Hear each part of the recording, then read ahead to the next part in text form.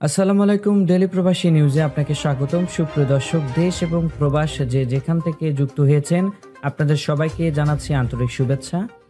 সুপ্রিয় দর্শক, আজকের খবরে আলোচনায় থাকছে সৌদি আরবে স্থানীয়ভাবে উৎপাদিত 11 প্রকারের তাজা ফলের প্রাচুর্য, ভিশন 2030 লক্ষ্য অর্জনের অগ্রগতি জানিয়ে দেব। এই খবরটি সম্পর্কে বিস্তারিত সংবাদ, পুরো ভিডিওটি দেখে বিস্তারিত জেনে নেবার অনুরোধ থাকলো।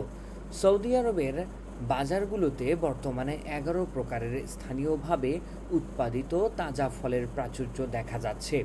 পরিবেশ, পানি ও কৃষি মন্ত্রণালয়ের মতে এই সাফল্য খাদ্য উৎপাদনের স্বয়ংসম্পূর্ণতা অর্জনের লক্ষ্যে সরকারের প্রচেষ্টার ফল। মন্ত্রণালয়ের প্রতিবেদন অনুযায়ী উৎপাদিত ফলের মধ্যে রয়েছে ডুমুর, খেজুর, আঙুর, ডালিম, কলা, বাঙ্গি, তরমুজ, পেঁপে, পেয়ারা, সাইট্রাস ফল ও আপেল।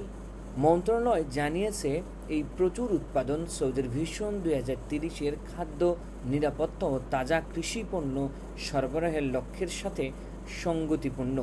মন্ত্রণালয় আরও উল্লেখ করেছেন যে স্থানীয় ফল ও সবজি উৎপাদন বৃদ্ধি এবং একটি টেকসই কৃষি পরিবেশ সৃষ্টিতে তারা প্রতিশ্রুতিবদ্ধ। এ প্রচেষ্টার মধ্যে রয়েছে কৃষক সমর্থন কর্মসূচি এবং আধুনিক কৃষি প্রযুক্তির ব্যবহার, যা নাগরিকদের স্বাস্থ্যকর খাদ্য গ্রহণের সহায়তা করবে। সম্প্রতি রিয়াদের north market foods and vegetable পরিদর্শনে গিয়েছিলেন মন্ত্রণালয়ের কৃষি সহায়তা পরিষেবার দায়িত্বে থাকা সহকারী সচিব মোহাম্মদ আল আব্দুল্লাতিফ, যেখানে তিনি স্থানীয় কৃষকদের উৎপাদিত ফল পরীক্ষা করেন।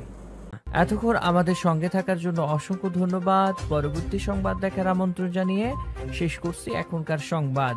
প্রতিদিন সৌদি আরবের গুরুত্বপূর্ণ খবর জানতে ডেইলি প্রবাসী নিউজ ইউটিউব চ্যানেলটিকে সাবস্ক্রাইব করে পাশে থাকা বেল বাটনটি প্রেস করে দিন, যাতে করে সৌদির পরবর্তী কোনো খবর মিস না করেন।